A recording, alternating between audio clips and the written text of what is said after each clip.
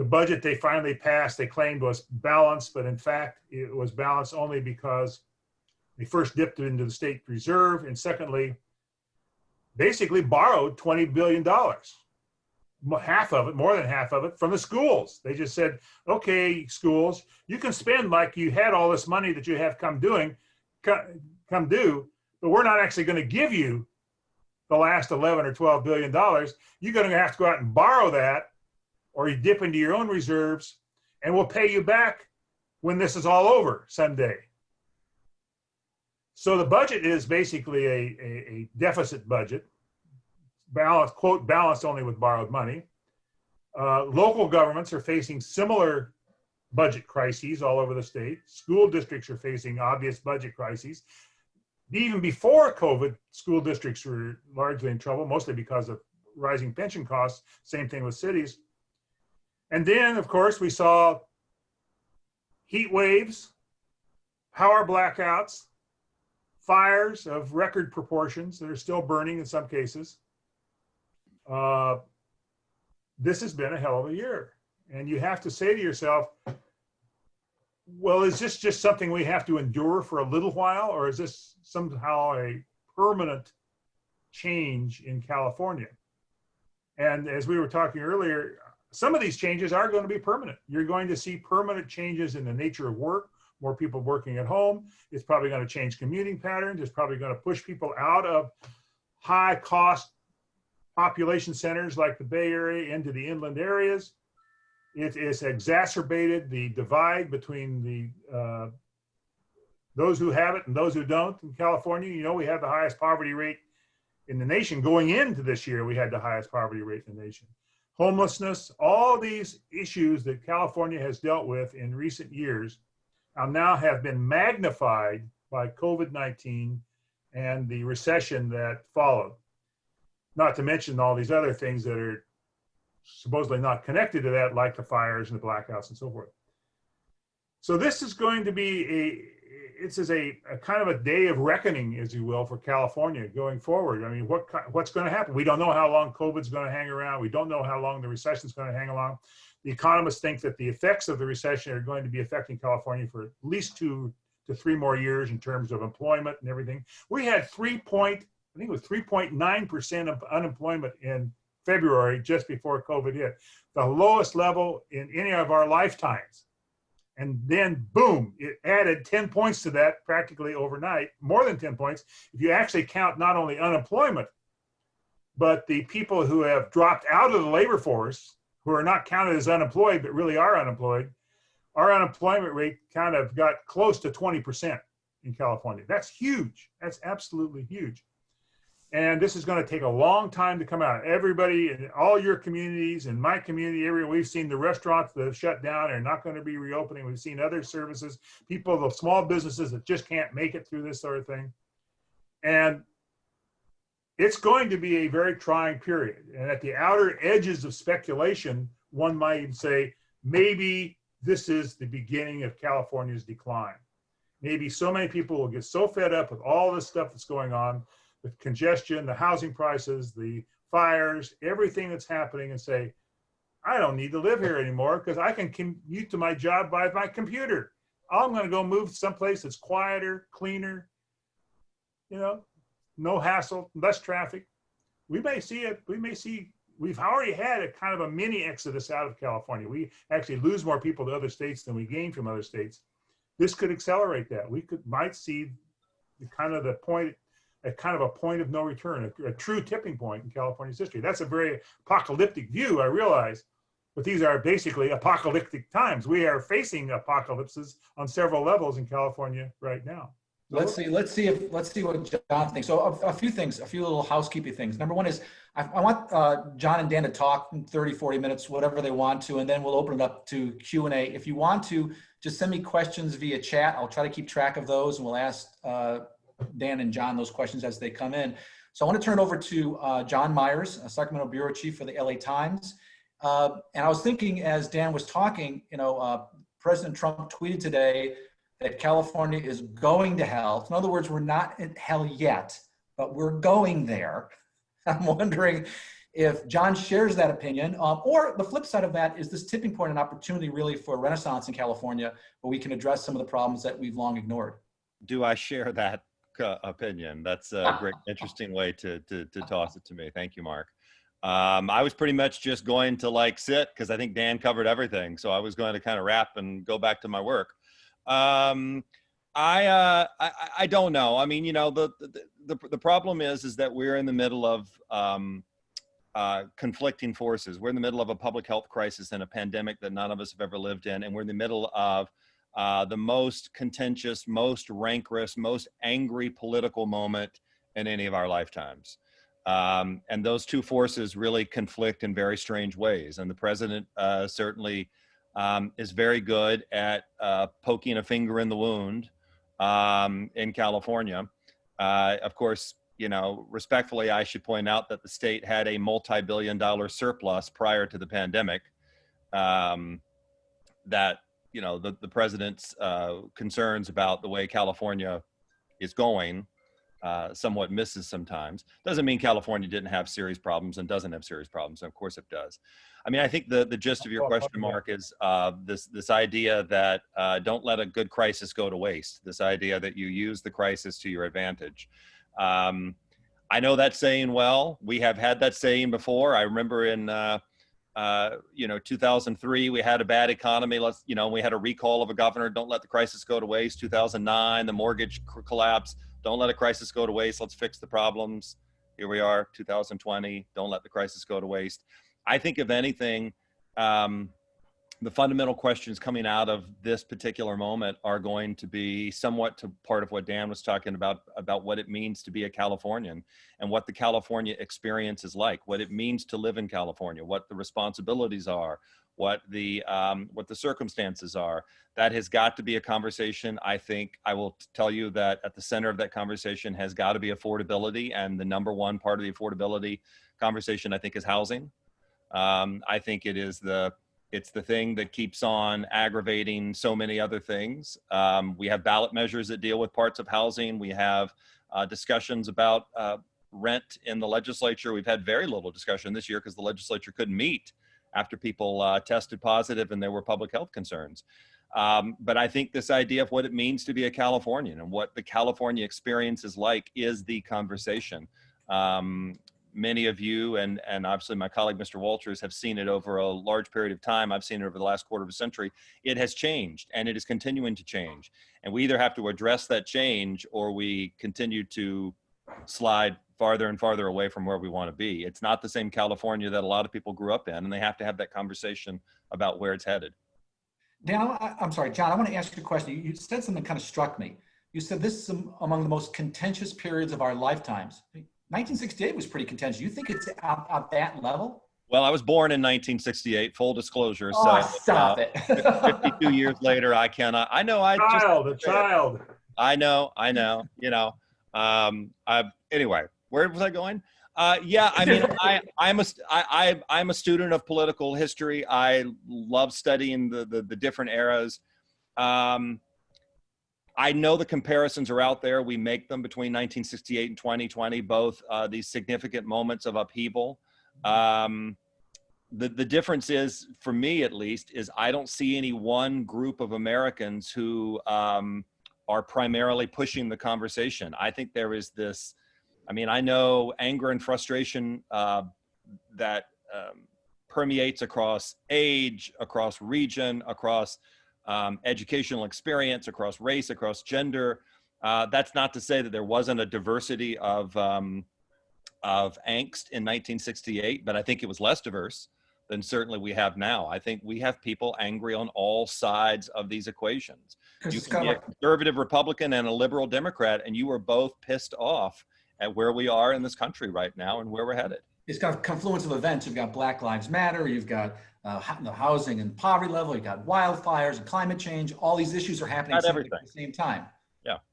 Yeah. Let me ask you, John, then we'll get to Dan, but I want to ask you about the propositions. Let's transition over there. Any thoughts, free form here, any propositions you want to talk about? I'm thinking maybe 15 and 22, but any ones you want to talk about and just your impressions? Let me count in there and say the thing that strikes me about all the ballot measures in California this year, there are 12 of them, that virtually all of them are refighting old battles. They're fighting the losers of old battles, whether it's the people who were on the losing side of Proposition 13 in 1978, or the bond industry, which was on the losing side, the Uber and Lyft, which was on the losing side of past battles, are trying to recoup through the ballot. And that includes people who lost previous ballot measures, like the ones on privacy and rent control, or not privacy, they lose the privacy, but they kind of didn't like what happened, and they're coming back with another privacy thing. So the ballot this year is basically a bunch of retreaded issues. There's nothing new under the sun. We're all fighting those. Dan, isn't that usually? All right, well then we're all done. We're all good, everybody. But Dan, that's usually that's the case with propositions. So John, what do you think? I think the Uber and Lyft one is really interesting, but even 15 is pretty interesting as well. What are your thoughts on this? I don't disagree with Dan. I mean, he's right. There are a lot of familiar topics on this ballot. I guess the way that I have looked at the ballot is that I think more to me than in maybe recent elections, you have more measures that kind of get to this larger sweeping thing. They're not as many narrow niche things to me. And I'm not even going to call Prop 22 niche. I'll explain in just a moment. But, you know, let's take Prop 23, which is the kidney dialysis. That's super niche, very specific dialysis clinics. It kind of breaks the mold. But Prop 15 on property taxes, Prop 21 on rent control, and Prop 22, which is a definition of work and the future of work and what it means to be an employee versus an independent contractor. Prop 22 may only be applying to Uber and Lyft and DoorDash and the rest of them, but it's a template that I think is a conversation about the future of work. So I think there are these larger kind of systemic forces that we're having to have conversations about. I had a long conversation with friends of mine yesterday in a Zoom, just like this. My wife and I do these proposition parties sometimes where basically I get on and explain the ballot measures and they all like have a cocktail. This is a virtual party this time. I think you're on that one, John. Yeah, well, and the vibe from all of these folks too is that these are complicated issues and they do strike these broader conversations that I get back to my thing about what it means to be a Californian. The proper level of property tax, what happens as we get older and want to move to other homes? What do we do about the cost of rent?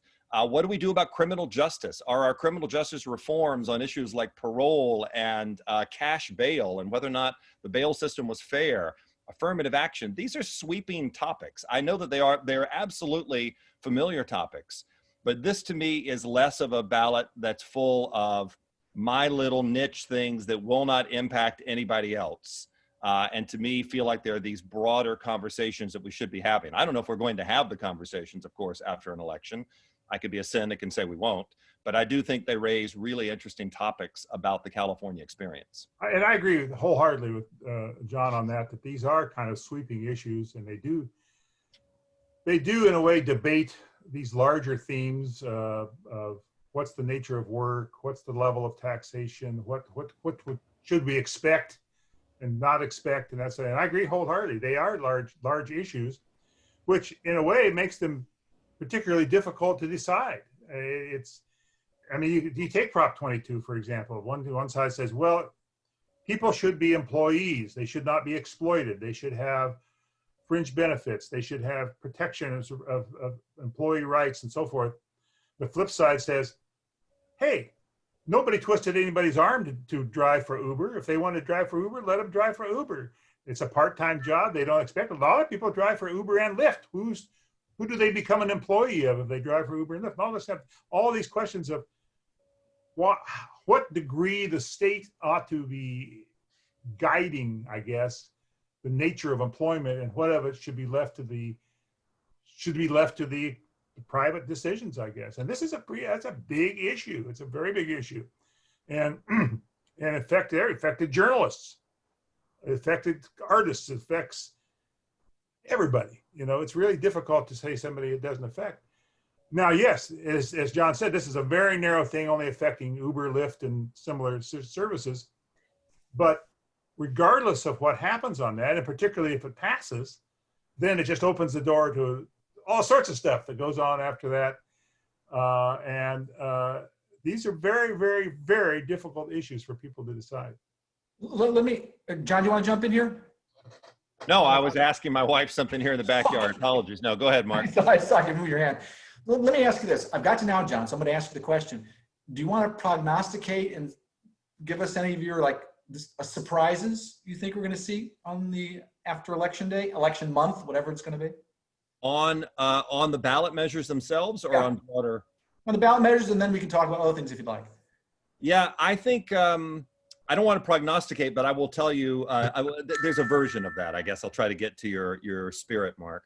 I think there is a very good chance that Prop 15 passes, and that this is a you can define it any way you want. I guess I would call it a seminal moment in the conversation about the legacy of Prop 13 and property taxes in the state. I think there's a very good chance it passes for a variety of reasons, which I'm happy to talk about why I think that's potential. But wait until we see then what the implementation of a complex law looks like. And because the more I have, and Prop 15 is one of the stories that I've kept for myself as a bureau chief. I let my reporters write other stuff, but I'm the only one stupid enough to keep writing about Prop 13. But the implementation of that is going to be, it is going to be a full employment process for lobbyists and lawyers and the California State Board of Equalization, an entity that was on its way out to being abolished, that everybody hated, nobody liked, and the Board of Equalization will be left to deal with it. So I think there's a very real chance that 15 passes, and we're going to have, again, a very quintessentially California conversation about implementing something that the voters put in place, which of course is the legacy of Prop 13, right? I mean, somebody had to implement what Jarvis and Gann did. And here we are having to figure out the really important details after the voters speak up. Dan, I'll get you a little bit to that, and that is that the county assessors don't like Proposition 15 because they think it's impossible to implement. Right. And it's and then you add to that another little factor is that the COVID-19 and the recession are having a huge impact on the commercial real estate industry of California and the occupants of that commercial real estate, hotels, for example, office buildings, and they are the people who would be paying these higher taxes. So we have a kind of a looming crisis in the whole commercial real estate industry. And on top of that, then we're going to say, oh, and by the way, we're going to raise your taxes. So this could be, as John says, a very, very tricky situation if in fact it passes. And I'm not quite as certain as he is that it's going to pass. The polling's around 50%, give or take. And we'll see. I think it could pass or it could easily fail, I think. Dan, I want to get John's take on, I want to drill down a little bit on why he thinks it might pass. Well, I guess a variety of factors. I've been, just as an observer of the process, I've been somewhat underwhelmed with the opposition campaign. I don't know that I've seen, at least, and again, these are very incredibly unscientific comments here. They're based on talking to my friends. They're based on reading what other people are talking about. They're based on the polling that we looked at. UC Berkeley did a poll that we did in conjunction with them that looked at Prop 15. I just think that the opposition to this has somewhat fallen along familiar lines. I think, and the whole, to me, the entire crux of this comes down to who the electorate is. If you're making it, for example, if you're making a conversation about homeowners are next to a bunch of people who don't own homes, it's somewhat of a missed point. If you look at renters, if you look at younger people who cannot afford homes in this state, we go back to the affordability crisis of housing in the state. If you go to people who didn't grow up with Prop 13 as the mythology of Prop 13, there's a different kind of conversation going here. Dan's right. It may fail. I mean, I may be, every one of you may come back and point at me afterwards and I'll be completely wrong. No one will do that, John. And I would deserve it. But I just think that this is the most interesting moment for this conversation. I mean, Dan knows this well. Split roll has been talked about for eons. It was talked about before Prop 13. But the electorate is a little different, it seems like to me. The conversation is a little bit different in terms of the real needs that I think schools and local governments face. And I think the opposition campaign only seems to have so far, I mean, everybody's got battling economists and battling studies, and I've read through all of them over the course of the last couple of weeks. The opposition campaign largely comes down to, well, they really actually want your residential property taxes to go up. And I'm not disagreeing that some of those groups don't want that. But as I told the campaign politely months ago, when that was the only thing that I heard, that's like the last knot on the rope for me for the opposition to Prop 15. And so I think they've still got a very strong case that they've got to make somewhere. I think the predisposition of this electorate might be more in favor of 15. But again, I could be totally wrong, and I will eat crow happily at that point. Dan, John's making some pretty good points here. And I'll throw one other one, which he kind of alluded to. Maybe he said it specifically, but I'll just add a fine point to it. And that is, the anti-Trump vote in California. That you're going to see an electorate that is energized on the left that may go ahead and pass 15. What do you think about that, Dan? And that's why 15 is on the ballot, because the people who wanted to have a split roll, you were going to put it on the ballot that last year, last election, the election before that, the election before that. And they finally chose this year because they thought there would be a very high turnout, anti-Trump turnout, and that would help them passage. And I think that's accurate. That does help them in their campaign. But I point to a couple of other things. Number one, voters are not in a very pro-tax mood right now. In fact, as we were mentioning earlier, 2/3 of the local tax increases that were on the ballot in March failed. And number two, Proposition 13 itself is still very popular with voters in all polling. And so maybe the best argument that the opponents can make is, in fact, that they're going to come after you next. I don't know. So I think it's the final thing is, it would seem if it's going to pass that it would score better than more or less 50% support. That's not a very strong support level, I think, going into a campaign. But obviously, the people who want Proposition 15 are motivated. They have gotten injections of money from deep-pocketed personal contributions from the Zuckerberg, for example. I think they gave a lot of money. So yeah, they might prevail. And I agree with John. I think that the anti-campaign is not nearly as fierce as they promised it to be previously, where they were going to spend $100 million to defeat the split roll, and may have something to do with the fact that the commercial real estate industry itself is kind of in disarray right now because of COVID. I don't know.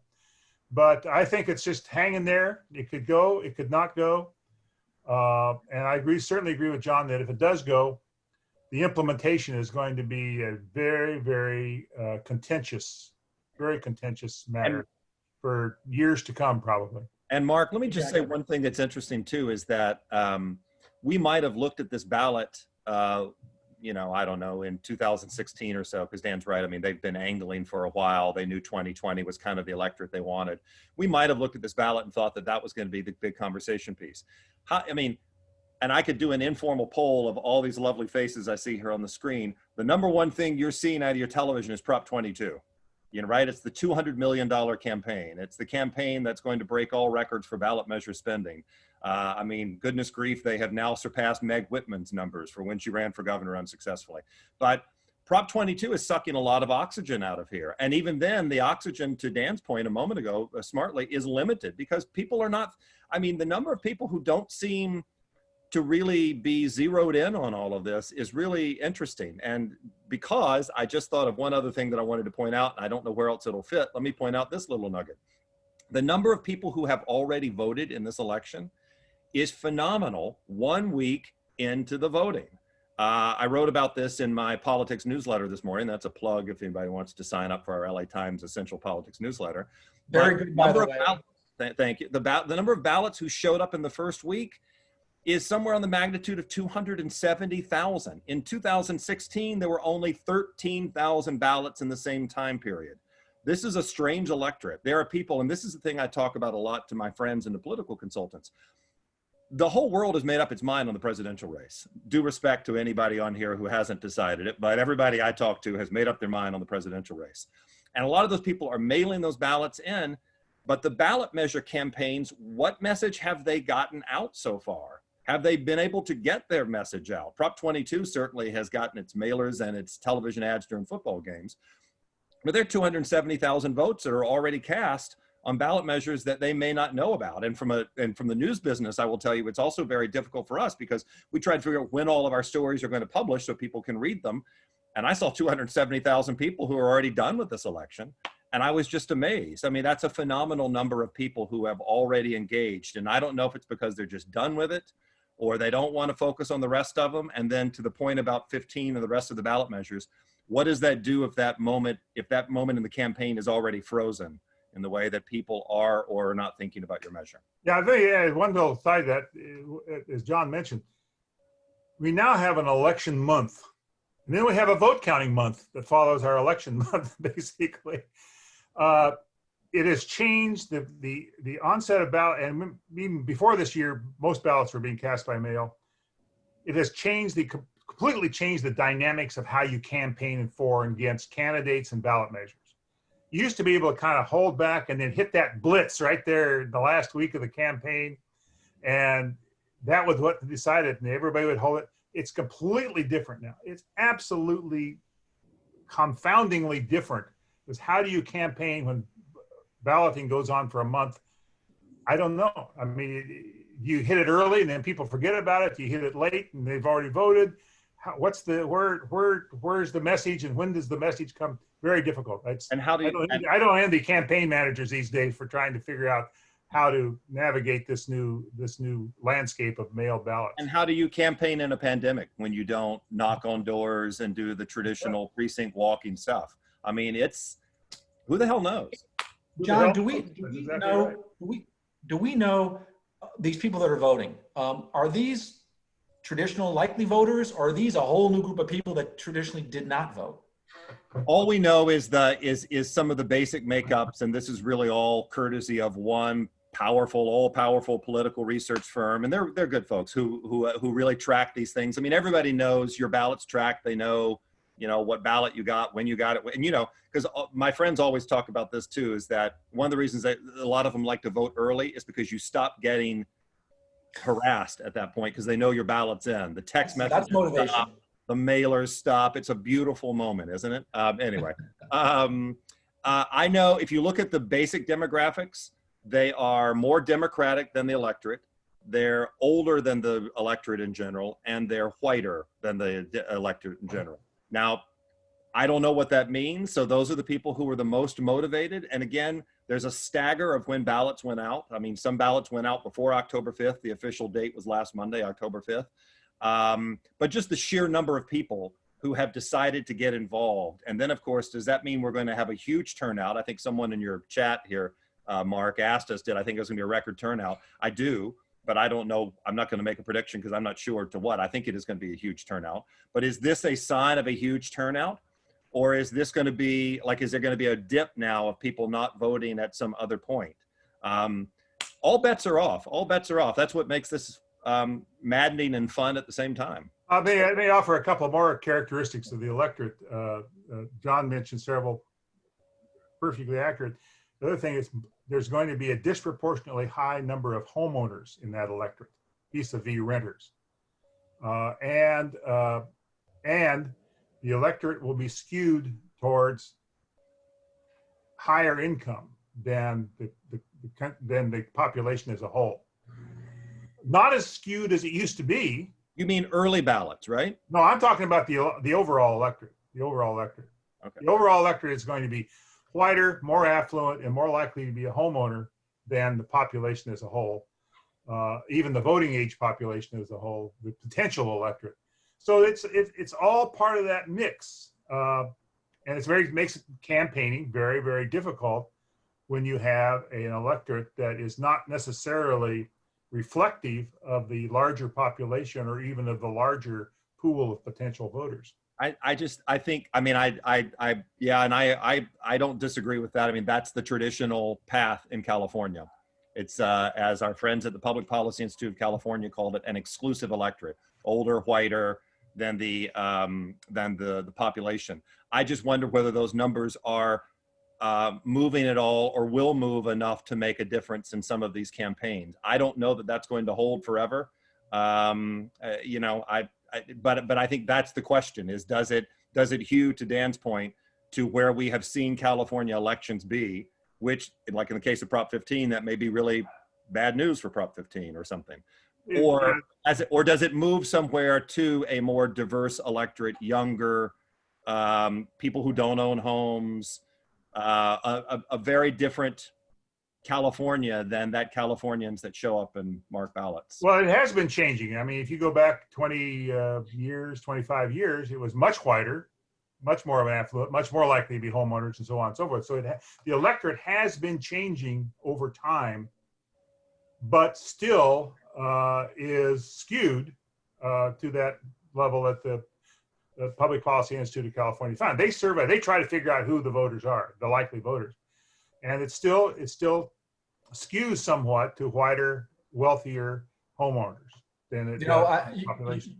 You can see why being a moderator between John and Dan is really superfluous. You really don't need a moderator. You need a referee. My goal is just to stay out of their way.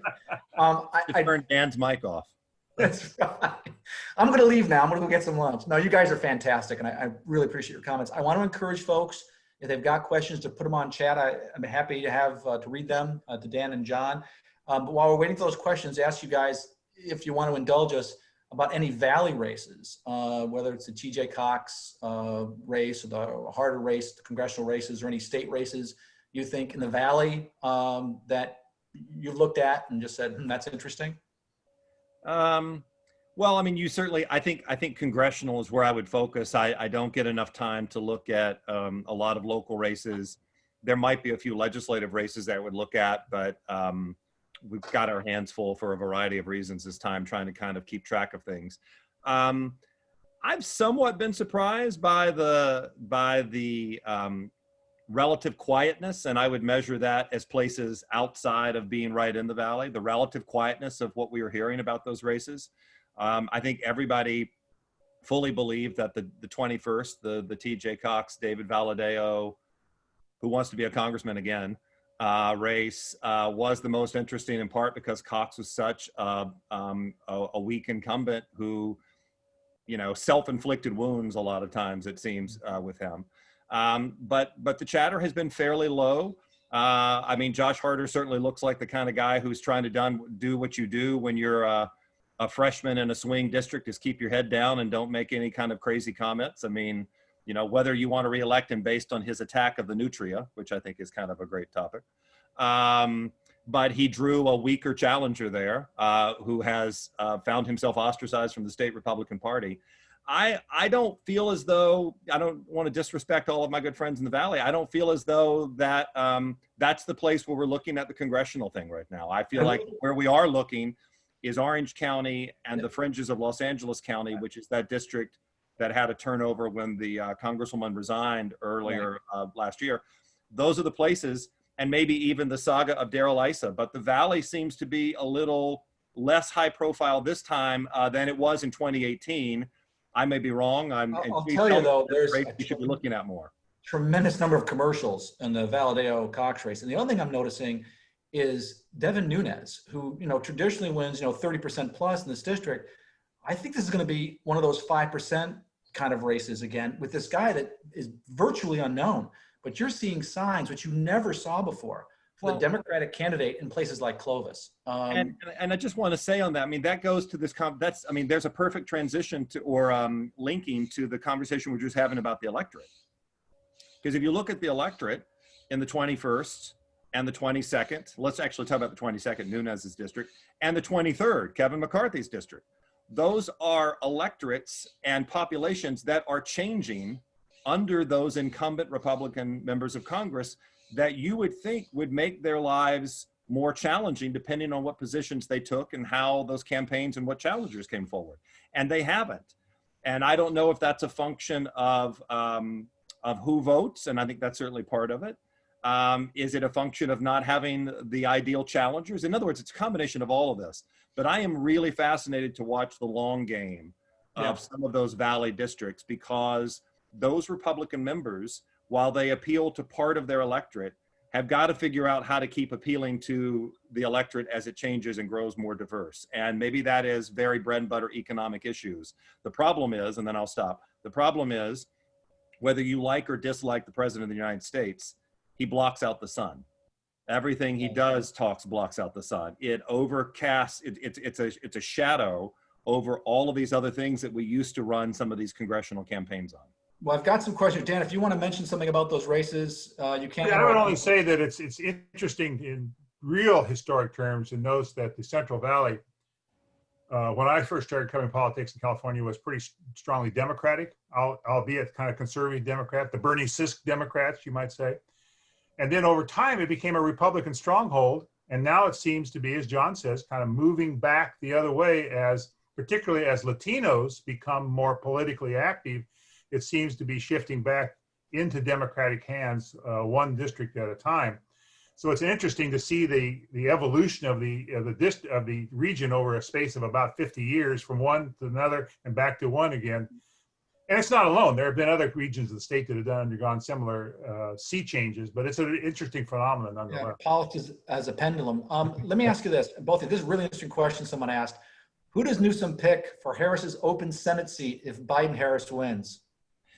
Well, can I just play the total parlor game? The other part of the parlor game is, how many people does Gavin Newsom get to appoint? Does Dianne Feinstein make it through her 6-year term? And Newsom and Feinstein are close. They have had a long relationship. What conversations might they have had? And how did all this figure out? If you're Gavin Newsom, king of the hill, who do you tap? And of course, my favorite part of the parlor game, no one will believe this, so what the hell? Newsom could appoint himself, but I digress. He wants to be president. If Biden and Harris win, we don't know they'll win. Doesn't that foreclose any possibilities really that Newsom gets his moment by the Potomac River? Anyway. I would say you have to look at the people who we talk about a lot. You have to look. My feeling is that he appoints someone who holds statewide office because it gives him 2 appointments. He gets to fill that person's spot and he gets to put that person in the Senate. So I would look at Javier Becerra, the Attorney General. I'd look at Alex Padilla, the Secretary of State. I'd maybe kind of sort of look at Eleni Kounalakis, the Lieutenant Governor, though I don't know. I mean, it just really depends on what message Newsom is trying to send, because he's going to send a message, either by ideology or race or ethnicity or gender. He's going to do something. He's not going to. Let me throw one at you, John. Let me throw a completely wild card, off the wall comment. Bring it. He appoints Jerry Brown and lets the voters decide in the upcoming election. I asked the former governor about that. Good Lord, a couple of months ago or so. I called him in Colusa County. He was actually I said, and he said to me, I got too much to do out here. They're elks, they're snakes. I got a farm to take care of. Then he said to me, well, I'm never not saying I never would say no, that I wouldn't consider it, but I'm not the kind of guy you want to put in there, and I don't think you want a placeholder. And that was, I think, to your point, Mark, the issue. Does Newsom really want to put a placeholder in there, or does he want to make some kind of mark? I feel like it's the latter and not the former. And so I don't feel like he's going to let voters just figure it out. He's going to give somebody a leg up. Yeah, I would agree with that entirely. I think that I believe that the next, if he appoints a senator, it's going to be a Latino. And I think that I was originally thought that it was going to be Becerra, most likely, but I'm tending to think it's going to be Padilla as number one possibility. And as John said, he could appoint himself. He could make a deal with the the lieutenant governor to do that, or he could appoint himself or have her appoint him. I mean, all those things are possible, but I think it's going to be a Latino, most likely. And then you have to game it out not only as to about Dianne Feinstein's seat, whether she might give up her seat, resign, but who might run for, if she decides simply not to run for re-election in 2022, whether Gavin Newsom might take that attitude. As John says, having Biden and Harris in the administration basically precludes Gavin Newsom from running for president in 2024. So maybe he would like to segue over to the Senate, where he could keep his political career alive by either appointing himself to Kamala Harris's seat or running for Dianne Feinstein's seat in 22, as soon as she gives it up. It is a parlor game. I've speculated all this in print, and all these things are on the table. But I think the most likely thing in January, February, March, whenever it occurs, is that he will appoint a Latino statewide office holder, and it'll probably be either Alex Padilla or Becerra, but I have a hunch that Becerra is angling to become governor. I just have. Okay, I wanted to ask you, why do you think it's going to be Padilla over Becerra? Why I did you think, choose I think lineup? that Becerra wants to be governor, and I have no information. I have a gut feeling that he would really prefer to be governor.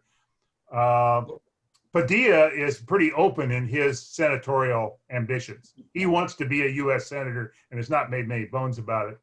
And he's pretty tight with Newsom. He is pretty tight with Newsom. And as John says, appointing either one gives him another appointment and gives him another way to express himself. Let me throw another you have to put it all in the most important factor in all this is, where does Gavin Newsom think he's going? Well, let me throw something into the fly in the ointment. Someone asked a question about San Francisco versus Los Angeles. Does that play a role at all in who he appoints? Let me ask John. Let me ask John first. Well, I'm going to say I don't know. So I guess I'll just pivot off of that. I don't know. I mean, you know, they're the two power centers politically of the state, for better or for worse. I don't feel like it. I feel like it's more to Dan's point about where does Gavin Newsom see himself going. And of course, all of this depends on Biden and Harris winning, which is not a foregone conclusion. No one should assume it is. But where does Newsom himself think he's going in his career? Because even though this is a state that has voted for Democrats and is and seems poised to keep a person like Gavin Newsom in office, there's a guy named Kevin Faulconer in San Diego who is rattling his saber ever so loudly more and more and more every day, every week, every month, and is poking Newsom at places that Gavin Newsom is incredibly vulnerable, I think, on homelessness, on housing issues, on some of the climate stuff that maybe Newsom talked about the other day. And so Newsom has got to figure out where he's going. I don't know that I see it as geography. I think it is the Gavin Newsom destiny. What does he want to be? Okay, so Dan, what do you think? Or maybe I would say that if it comes down to a regional thing, he will favor Los Angeles, because and that also plays into the idea that he's probably going to have to appoint a Latino, and the two Latinos that are most likely come from the Bay Area or come from Southern California.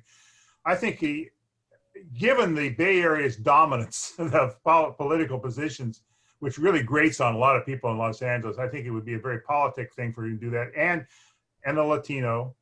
And as with his recent Supreme Court appointment, if he can hit a twofer, that's even better. What do you think about Eric Garcetti, Dan? I think Eric Garcetti would love to be a U.S. Senator, wouldn't he?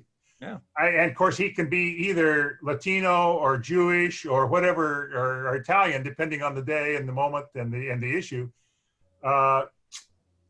I don't see Garcetti. I think because that, first of all, it doesn't give Newsom another appointment to make. Right.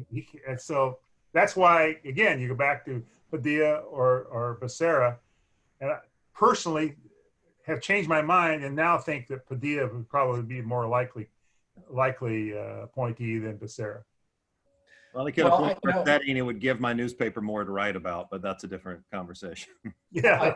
I want to make sure we have everybody's questions. I'm looking to see if we have any more here. I do pride myself in always ending meetings shorter than the allotted time.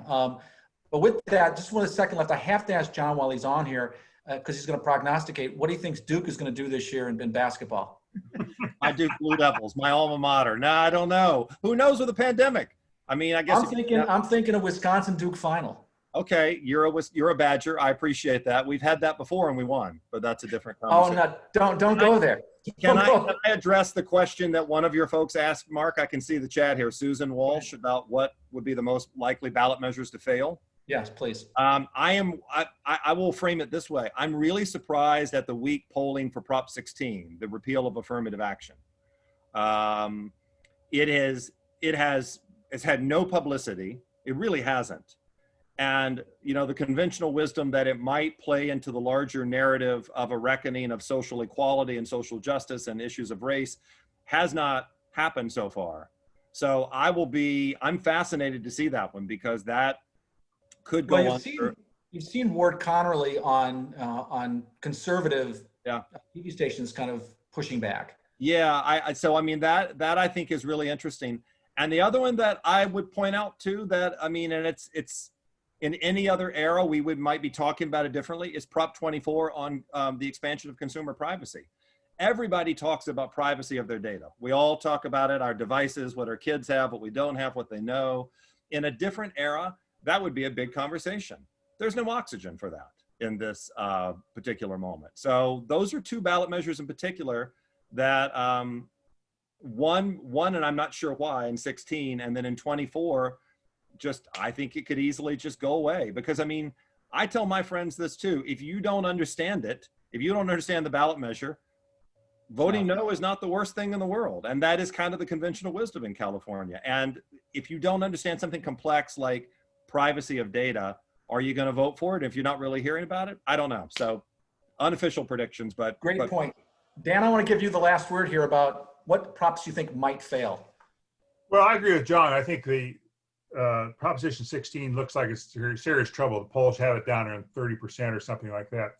It may reflect the fact that this was put on the ballot by the legislature and not by initiative. So there was never a pre-campaign of signature gathering and publicity for the signature gathering. Suddenly this kind of sprung out of the legislature not very long ago. Just all of a sudden this summer, it just suddenly the legislature said, let's do it. And they put it on, but it didn't have a kind of a groundswell appearance. And I might add, the opposition among Asians is very, very strong on this issue.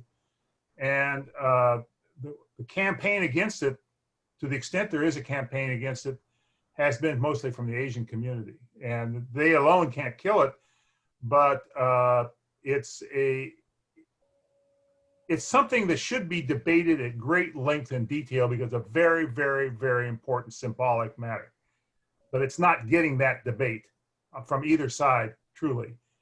And I think if it's defeated, as now seems likely, there are going to be a lot of egg on a lot of faces around the Capitol for doing this kind of on the fly, so to speak, and not really preparing the public for the debate. They just did it, just like boom, we did it. Well, I want to thank our guests, Dan Walters with CalMatters, infamous columnist with CalMatters, and John Myers with the Los Angeles Times. I do want to mention one last thing, John. If we do make it to the finals with Duke, you can have your choice of beer, brats, or cheese. I don't know what Duke would give as the alternative, frankly. But wait a minute. Excuse me. First of all, pork. Wait, exactly. North Carolina barbecue. I am a North Carolina kid. I grew up there. Pork barbecue. Okay. We can have a whole conversation. When did Dan become infamous, by the way? But congratulations, Dan, on being infamous. When I turned 77, I became infamous. In a positive way. By the way, I make the best pulled pork in California.